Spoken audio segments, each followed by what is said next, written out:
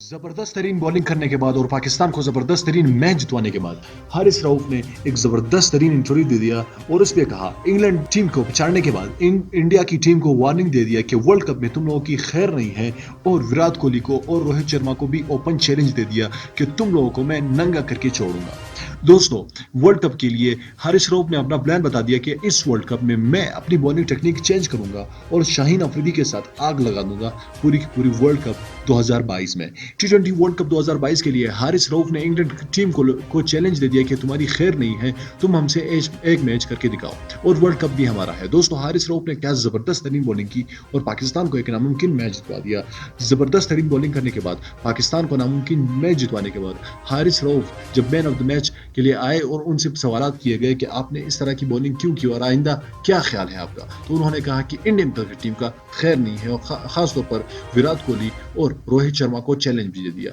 तो क्या हारिस रऊफ अपने चैलेंज पर भरपूर उतर पाएंगे या नहीं, आपको क्या लगता है नीचे कमेंट बॉक्स में हमें जरूर बताइए। इस वीडियो को लाइक कीजिएगा, चैनल को मज़ीद देखने के लिए जरूर सब्सक्राइब कीजिए।